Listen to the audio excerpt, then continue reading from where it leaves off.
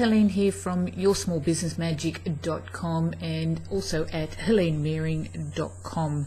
Look, I wanted to share with you some really valuable, what I think very valuable insights. I've just come back from my bike ride, so if I look a little bit hot and flustered, but we're at a really interesting stage with what's going on within the global economy, and after listening to our politicians and things, I don't know what's going, like Australia, we've got some really interesting things happening at the moment. The one thing that stands out to me is how critical it is for we as everyday people, how important it is for us to start to look at our own financial education. Because I think the rate things are going at the moment, there is that much crookedness, there are that many crooks around, but if you don't understand what's going on, we end up losing so much. I mean, God, I'm watching superannuations being wiped out and people that have siphoned off money from different areas. So the only way that you can start to solve your own financial challenges is when you start to take financial responsibility. I think when I talk to so many businesses and they want financial independence, but when you think about financial independence, what is it? It's actually financial responsibility. Now, the only way you can look at doing that is starting to educate yourself. Now, for me, it's taken a long time. I've been working on this strongly. I've become addicted to learning a little bit more about wealth and wealth creation and wealth growth.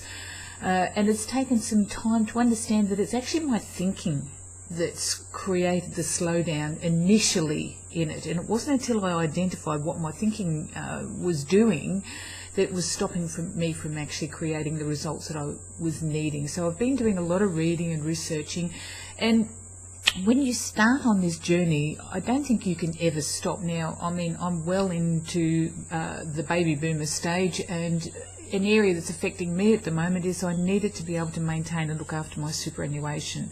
So having positive influences around you, I think, is a really critical step. Now, a lot of them charge extraordinary amounts of dollars just to get some really good education, but I've come across this really cool guy. His name's Paul Counsel. He's actually Dr Paul Counsel, and he's put together the 10 steps to wealth. Now, it's been a great program. I'm up to week 7, step number 7, and it's really, really valuable, the insights. This particular sheet that I've got off here at the moment, this is the training program. It's actually titled, Did You Learn to Be Poor? Interesting question, isn't it? And it's since I've been following the 10 steps to wealth, I've been really observing what's going on around me and how people are communicating, and you can fully understand why some are struggling and why they're having challenges in growing your wealth. This is probably one of the most extraordinary programs that I've actually come through to read, and Paul talks about his growth and his life and how in a very short period of time he achieved his multi-millionaire status. Now, one thing that I've learned over the last few years is there is a hell of a lot of people out there telling you their story, but the trouble is they're not actually achieving the results. So I've always made it a commitment of mine to make sure that anyone that I'm going to follow from now on in, I'm over listening to the BS, is that I actually have to listen to people and talk to people that are achieving and living and working and getting the results. So I strongly recommend you take a look at this 10 steps to wealth. If you're not getting the financial results that you should be achieving at the moment, maybe this particular chapter, Did You Learn to Be Poor, is quite an interesting thing for you to start to look at.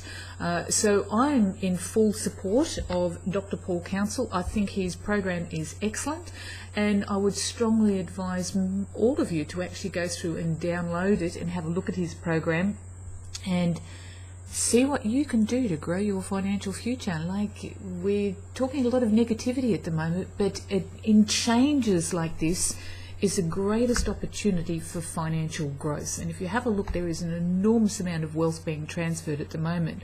So what are you doing to get your share.